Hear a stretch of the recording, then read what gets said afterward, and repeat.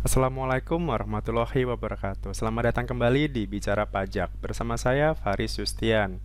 Nah, kali ini kita akan membahas tentang aktivasi EFIN, Electronic Filing Identification Number. Apa itu EFIN? EFIN itu semacam kunci kalau kita mau istilahnya mendapatkan layanan elektronik yang ada di DJP. Jadi kalau kita mau lapor e-filing, atau kalau kita mau buat e-billing, atau kalau kita mau sekarang ini untuk mendapatkan insentif pajak, kan itu harus lapor e-reporting ya. Nah, untuk mendapatkan itu semua, maka kita harus terlebih dahulu punya EFIN. Jadi semacam kunci untuk membuka semua layanan elektronik. Nah, bagaimana cara kita untuk mendapatkan EFIN? Untuk saat ini, EFIN bisa dilayani melalui online. Jadi Anda ketika nanti sudah mengisi formulirnya, kemudian silakan formulir itu Anda scan, Anda tanda tangani, dan di-scan, kemudian dilampirkan ke alamat email kantor pajak Anda di mana Anda terdaftar. Biasanya alamat emailnya itu namanya kpp.kodekpp@pajak.go.id. Untuk mencari tahu lebih pasti alamat emailnya, silakan Anda kunjungi alamat unit kerja di situs pajak.go.id. Atau kalau mau, silakan lihat video tutorial saya tentang bagaimana cara mencari nomor WA atau alamat email di kantor pajak di video saya sebelumnya. Nah, kali ini saya akan membahas atau memberitahu bagaimana cara mengisi formulir EFIN. Kebetulan formulir ini sudah tersedia dalam bentuk Excel, jadi Anda tinggal isi dan Anda tinggal lampirkan saja ke email KPP. Nah, seperti ini cara pengisiannya. Berikut ini adalah formulir EFIN yang tersedia dalam bentuk Excel. Nah, di sini wajib pajaknya itu untuk orang pribadi, badan, dan juga bendahara. Kemudian jenis permohonannya untuk aktivasi, penggantian, atau cetak ulang. Nah, sebelum itu syaratnya apa saja? Jadi kalau kita sebelum mengisi ini, kira-kira persyaratannya apa saja? Nah, untuk orang pribadi yang pertama adalah dia harus mengisi formulir tadi ya. Kemudian dia harus melampirkan fotokopi KTP atau KTP dan juga NPWP-nya. Tapi kalau untuk sekarang, kalau untuk karena dia berdasarkan online, jadi tinggal difoto saja NPWP dan juga KTP-nya. Tapi kalau untuk WNA, maka cukup melampirkan kitas atau kitabnya, atau surat tinggal sementaranya. Nah, sementara kalau badan kurang lebih sama, tetap isi formulir EFIN juga, tapi ditambah dengan fotokopi KTP, atau memfoto KTP dan juga NPWP pengurusnya atau direksinya. Kemudian, kalau dia cabang, berarti ditambahkan juga dengan surat penunjukan bahwa yang bersangkutan atau badan tersebut statusnya adalah cabang. Biasanya kan ada surat akte pendirian atau penunjukan bahwa yang bersangkutan adalah statusnya cabang dari perusahaan mana. Kemudian yang terakhir adalah bendahara. Bendahara syaratnya adalah selain formulir KTP dan NPWP bendahara, dia juga harus melampirkan surat penunjukan atau surat keputusan menjadi bendahara.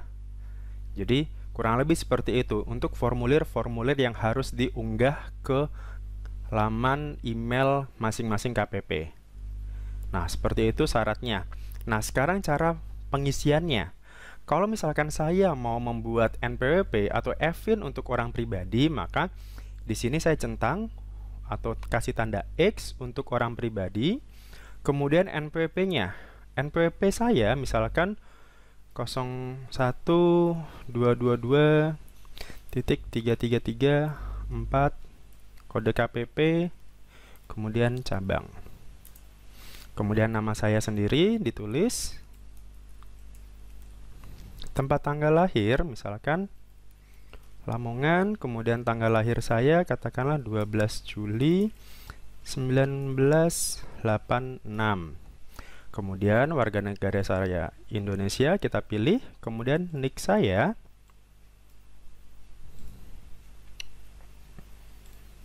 Misal berapa? 35 sekian-sekian.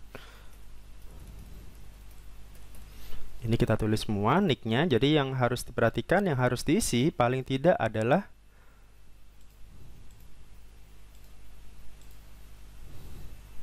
jadi NPWP, nama, tempat tanggal lahir, warga negara, tanggal lahir, dan nick.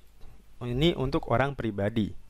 Tapi kalau kita pilihnya badan, berarti selain untuk ini yang A, kita juga harus isi yang B juga. Berarti kalau kita pilih yang badan, berarti kita pilihnya di sini nama perusahaan kita yang atas, yang A itu adalah nama perusahaan. Misalkan PT Indah Sejahtera. NPWP, kemudian tempat tanggal lahir ya berarti tidak perlu diisi, nggak masalah. Kemudian identitas wakil wajib pajaknya. Nah, ini berarti pejabatnya atau direksinya. Contoh NPWP-nya berapa?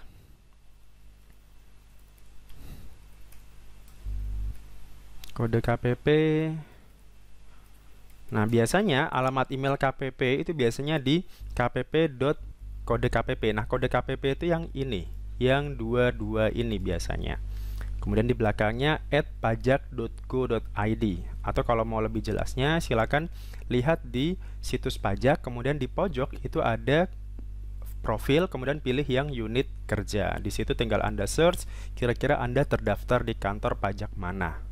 Di situ akan ada alamat email dan juga mungkin akan ada nomor WA atau nomor telepon yang bisa dihubungi. Untuk lebih teknis, lebih jelasnya ya. Nah, kemudian silakan nama direkturnya siapa. Tadi misalkan nama direkturnya saya, kemudian tempat lahir, Lamongan, kemudian tanggal lahirnya 12 Juli 1986, kemudian nicknya berapa, 35, dan seterusnya di sini. Silakan Anda tulis. Kemudian kalau Anda sebagai WNA ya berarti silakan Anda tulis negara asingnya dari negara mana. Nah, kemudian kalau ada kuasa ya berarti ditulis surat kuasanya atau nama kuasanya siapa. Nah, kemudian tapi kalau tadi yang bendahara, ini kan bendahara berarti yang ditulis di sini adalah nama bendahara atau ini NPWP bendahara, yang A bendahara, identitas bendahara. Kemudian yang B adalah identitas yang maksudnya di sini kalau yang A itu berarti identitas instansi bendaharanya, NPWP instansi bendahara. Misalkan bendahara pengeluaran dinas pendidikan misalkan, atau bendahara kecamatan mana. Nah, sementara yang B itu adalah siapa bendaharanya, atau kalau di badan tadi kan siapa direkturnya ya. Nah, kalau yang B bagian ini berarti untuk wajib pajak badan atau bendahara. Nah, setelah ini terisi, hal yang harus diperhatikan atau hal yang harus ada adalah telepon seluler. Nah, ini harus diisi. Nah, yang menjadi catatan adalah kalau kita mengisi telepon seluler, usahakan atau pastikan nomor depannya itu 62. Jadi kode negara ya, kode negara kita, kemudian 62, kemudian silakan ditulis nomor handphone kita. Satu email itu untuk satu nomor handphone, dan juga satu NPWP. Jadi hanya bisa diperkenankan satu EVIN, satu NPWP itu hanya untuk satu email dan suka nomor teleponnya. Jadi nggak bisa dipakai berulang-ulang. Jadi kalau misalkan Anda ingin mendaftarkan EVIN untuk orang lain, berarti Anda harus punya email dan juga nomor telepon sendiri. Jadi nggak bisa satu email. Jadi satu email hanya untuk satu NPWP atau satu EVIN nanti. Nah, ini misalkan 0877 sekian-sekian dan seterusnya. Kemudian alamat email juga sama. Misalkan alamat email saya di farisustian.official@gmail.com misalkan. Nah, berikutnya setelah itu tinggal kita print dan kita tanda tangan lagi, kemudian kita scan dan kita kirimkan ke alamat email kantor pajak di mana kita terdaftar tadi. Kurang lebih seperti ini untuk pengisian EVIN-nya. Jadi cukup mudah. Setelah ini terisi, halaman formulir ini. Selanjutnya, tadi kan sudah dijelaskan bahwa selain untuk formulir, Anda juga harus melampirkan dokumen-dokumen pendukung. Contohnya, kalau orang pribadi, Anda cukup melampirkan swafoto atau selfie dengan memegang KTP dan juga NPWP. Kurang lebih seperti ini, silakan difoto. Kemudian juga melampirkan NPWP dan juga KTP-nya. Kemudian kalau badan, tadi sama juga, melampirkan swafoto juga untuk direktur dan juga bendahara, kalau dia bendahara, plus surat penunjukan sebagai bendahara kalau dia bendahara, atau kalau cabang tadi melampirkan dokumen penunjukan bahwa dia sebagai cabang. Nah, khusus untuk WP badan, apabila Anda ingin membuat EVIN untuk badan, pastikan direkturnya atau penanggung jawabnya sudah punya EVIN terlebih dahulu. Jadi, di samping Anda harus punya EVIN untuk badan, Anda juga harus punya EVIN untuk orang pribadinya atau pejabatnya, sama seperti bendahara juga gitu. Jadi yang identitas wakil wajib pajaknya atau bendahara, pemungut, pejabat dan sebagainya itu harus punya EVIN terlebih dahulu. Syaratnya sama juga tadi, sesuai dengan syarat dan ketentuannya. Kemudian di formulir ini juga ada petunjuk pengisian. Jadi silakan ini dibaca. Kemudian silakan diisi sesuai dengan petunjuk pengisian yang ada. Bentuk EVIN itu seperti apa? EVIN itu kurang lebih seperti ini. Ada sekitar sekian 10 digit kurang lebih. Sekian nomornya, semuanya angka. Jadi nggak ada hurufnya. Nah, nanti nomor ini yang 10 digit ini Anda masukkan ketika Anda mau registrasi ke DJP online atau ke situs pajak ya, yang untuk e-filing, e-billing, dan sebagainya. Atau EVIN ini juga nanti bisa digunakan kalau ternyata Anda lupa password.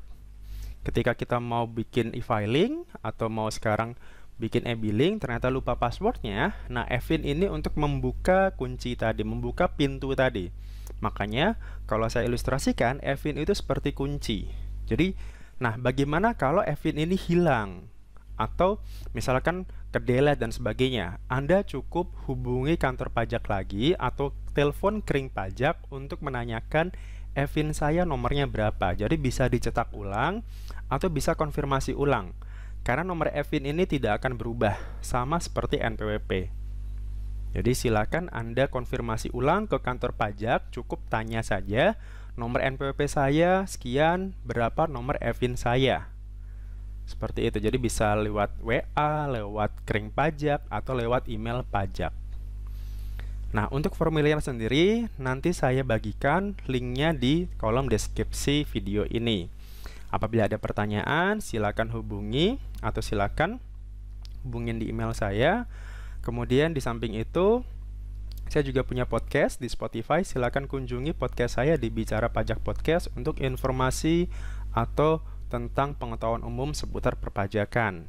Apabila ada kritikan dan saran, silakan tulis di kolom komentar. Terima kasih atas waktunya dan sekali lagi mohon maaf kalau ada kekurangan. Terima kasih. Assalamualaikum warahmatullahi wabarakatuh.